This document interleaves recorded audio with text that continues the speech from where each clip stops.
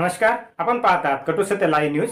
चॅनलवर नवीन असाल तर चॅनलला सबस्क्राइब, शेअर, लाईक, कमेंट करून महाराष्ट्रभरातील नवनवीन बातम्यांसाठी बेल आयकॉन दाबायला विसरू नका। सोनम वांगचुक हे कुठल्या प्रवर्गासाठी काम करत आहे? पण हा विकास जो सोनम वांगचुक करत होते तो खऱ्या अर्थाने बहुसंख्याक बहुजनांना विकसित करण्याचा प्रयत्न करत होते। सोनम वांगचुक सारख्या माणसाला देशद्रोही ठरवायचं कसं? नॅशनल सिक्युरिटी ऍक्ट ते स्थानबद्ध करून अटक झालेला माणूस हा सुटणार नाही। सोनम वांगचुक हे लडाखचे ऍक्टिव्हिस्ट, ऑपोजिशन ऍक्टिव्हिस्ट आपण त्यांना म्हणू, जनसाधारणामध्ये अतिशय चांगली प्रतिमा असलेले एक सद्ग्रस्त, पण NSA सारख्या नॅशनल सिक्युरिटी ऍक्ट सारख्या कायद्याअंतर्गत ते आज महिन्याहून अधिक काळ अटकेत आहेत आणि त्यांच्या सुटकेची काही चिन्ह दिसत नाही। या अटकेबद्दल खूप काही बोललं गेलं, बरंच काही लिहिलं गेलं, बरेच सोशल मीडियावरती याच्यावर आपल्याला मटेरियल पाहायला मिळेल, ऐकायला मिळेल। परंतु आज विशेषत्वाने एक दोन प्रामुख्याने गोष्टी सांगाव्याच्या वाटतात जनतेला, शासनाला, राजसत्तेला, आणि म्हणून आज हा व्हिडिओ मी करत आहे। त्याचं महत्वाचं कारण एक असं आहे की एक पर्यावरणवादी, शिक्षण तज्ञ, ज्याला आपण संशोधक किंवा शास्त्रज्ञ म्हणू शकतो, असा माणूस, पण हे सगळं त्याच्यात असलेली गुणवैशिष्ट्ये तो कुठे वापरतो तर फार लक्षपूर्वक ऐकण्यासारखं आहे की तो स्थानिक साधन सामुग्रीच्या माध्यमातून वैज्ञानिक मदतीने स्थानिकांचा विकास कसा होईल, मग तो शैक्षणिक असेल, आरोग्य क्षेत्रातला असेल, पर्यावरण क्षेत्रातला असेल, आपल्या पर्यावरणाचं आणि आपल्या एकंदर भूभागाचं संरक्षण करण्याबद्दलचा असेल, या गोष्टीसाठी जो माणूस स्थानिक साधन सामुग्रीचा वापर वैज्ञानिक माध्यमातून करून कसा विकास साधता येईल ते बघतोय। त्याच्या विकासाच्या कल्पनेमध्ये दोन महत्वाच्या गोष्टी आहेत, त्या आहेत भौगोलिकता, जिओग्राफी, आणि कल्चर म्हणजे तुमची संस्कृती। हे जे मॉडेल आहे सोनम वांगचुक यांचं, हे मॉडेल जगभरात वाखाणलं गेलेलं मॉडेल आहे। मला आठवतं अमर्त्य सेनांना जेव्हा नोबेल पारितोषिक मिळालं तेव्हा अधोरेखित करण्यात आलं होतं की त्यांचा जो अर्थशास्त्राचा रिसर्च आहे, जो शोध प्रबंध आहे ज्याच्यावर नोबेल मिळालं, त्याच्यामध्ये त्यांचं पहिलं सूतोवाच असं होतं की जोपर्यंत माणसाच्या सांस्कृतिक आणि भौगोलिक संकल्पना त्याच्या विकास आराखड्यामध्ये समाविष्ट केल्या जाणार नाही, तोपर्यंत कितीही विकास झाला तरी तो अपूर्ण विकास असेल, किंबहुना पूर्ण विकास हा माणसाच्या सांस्कृतिक आणि भौगोलिक या स्थानिक परिस्थितीतून होत असतो। हे जे म्हणणं आहे हे इतकं इंडिजिनस आहे, त्याला भारतीय संस्कृतीची, भारतीयत्वाची एक सुंदर सोनेरी किनार आहे, हे आपण इथे विसरता कामा नये।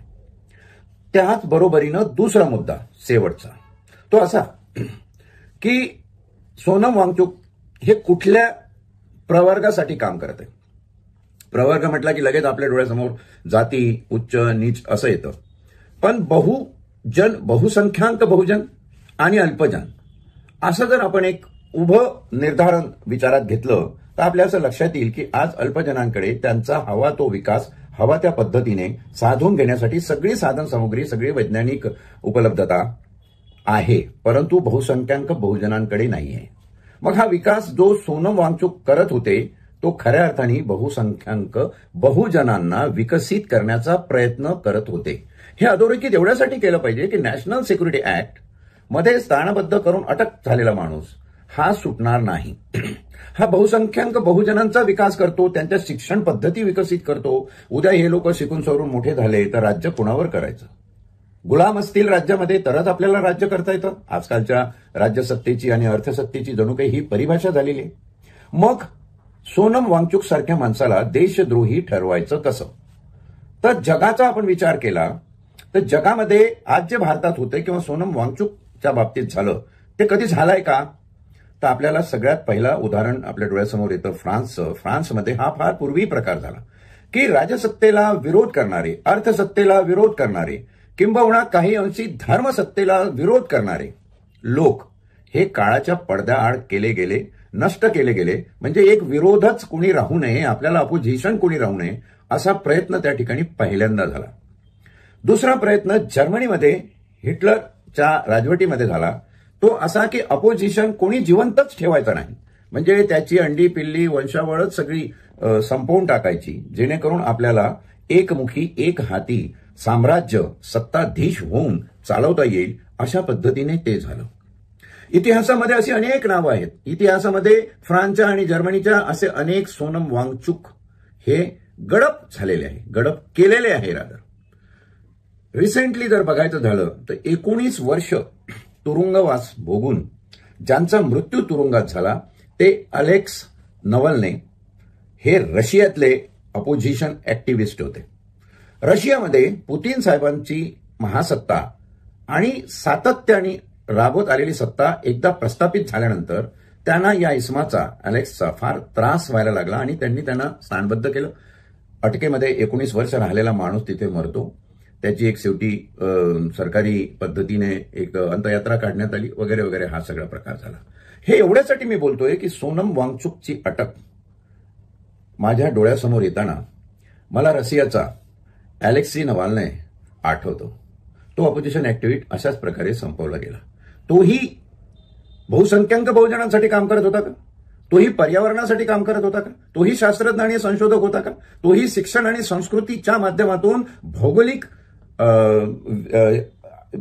विरुद्ध हाती घेऊन विकास साधणारा होता का?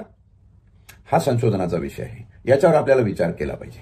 इथे प्रश्न आहे की एखाद्याला देशद्रोही अँटी नॅशनल केव्हा म्हणायचं, आणि त्यांच्या सुटकेची काही चिन्ह दिसत नाही. या अटकेबद्दल खूप काही बोललं गेलं, बरंच काही लिहिलं गेलं, बरेच सोशल मीडियावरती याच्यावर आपल्याला मटेरियल पाहायला मिळेल, ऐकायला मिळेल. परंतु आज विशेषत्वाने एक दोन प्रामुख्याने गोष्टी सांगाव्याच्या वाटतात जनतेला, शासनाला, राजसत्तेला, आणि म्हणून आज हा व्हिडिओ मी करत आहे.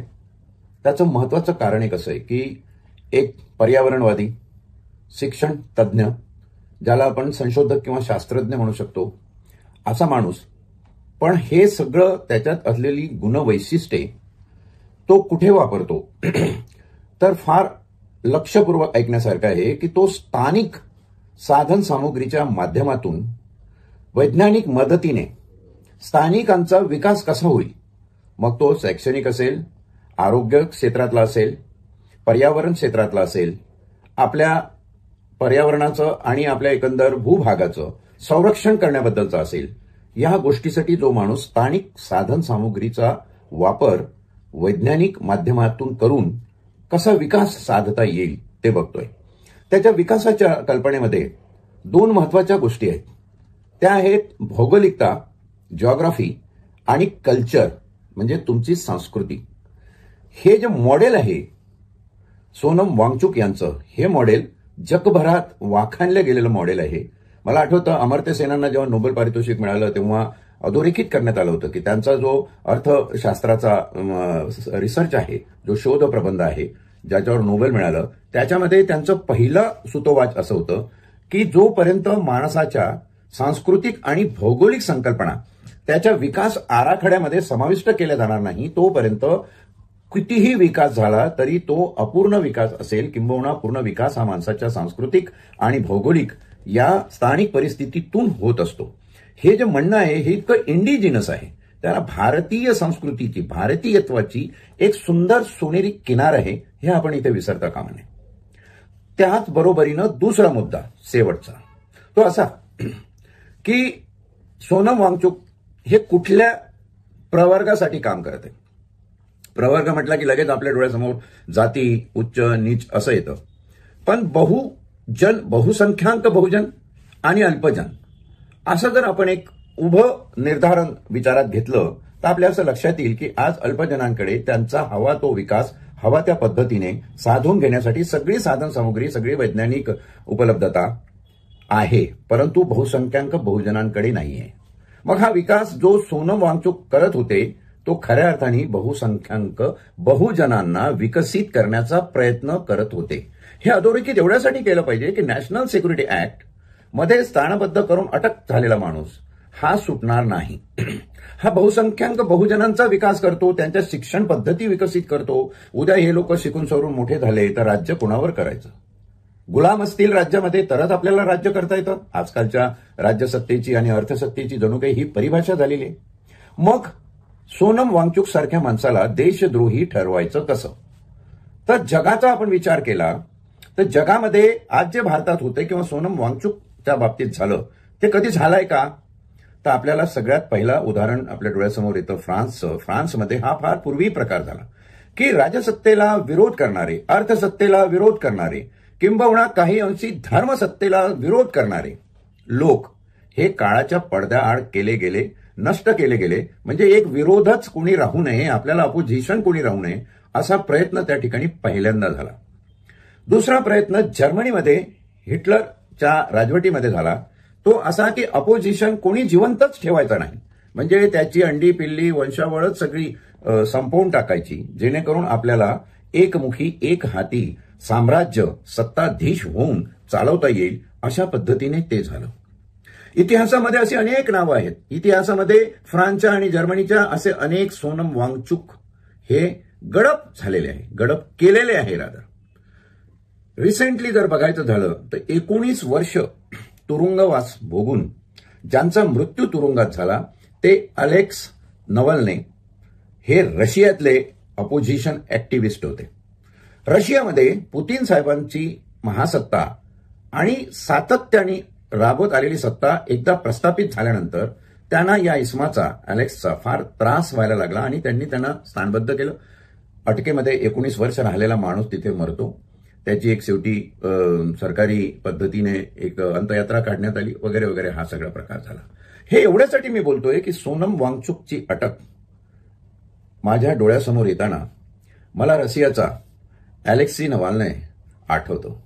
तो अपोजिशन ऍक्टिव्हिस्ट अशाच प्रकारे संपवला गेला. तोही बहुसंख्याक बहुजनांसाठी काम करत होता का? तोही पर्यावरणासाठी काम करत होता का? तोही शास्त्रज्ञ आणि संशोधक होता का? तोही शिक्षण आणि संस्कृतीच्या माध्यमातून भौगोलिक विरुद्ध हाती घेऊन विकास साधणारा होता का? हा संशोधनाचा विषय आहे. याच्यावर आपल्याला विचार केला पाहिजे. इथे प्रश्न आहे की एखाद्याला देशद्रोही, अँटी नॅशनल केव्हा म्हणायचं, त्याहीपेक्षा ते कसं म्हणायचं? तर एक सोपं प्रिन्सिपल जे फ्रान्स, जर्मनी आणि रशियामध्ये वापरलं गेलं ते असं वापरलं गेलं की राज्यसत्ता जे म्हणेल त्या अनुषंगाने प्रशासकीय मक्तेदारी राबवायची आणि शेवटी प्रशासकीय मक्तेदारीतून एक वेगळी परिभाषा. पाहत रहा निर्भीड सत्य अर्थात सर्वसामान्यांचे व्यासपीठ, आपल्या सर्वांच्या हक्काचे चॅनल कटुसत्य लाईव्ह न्यूज. धन्यवाद.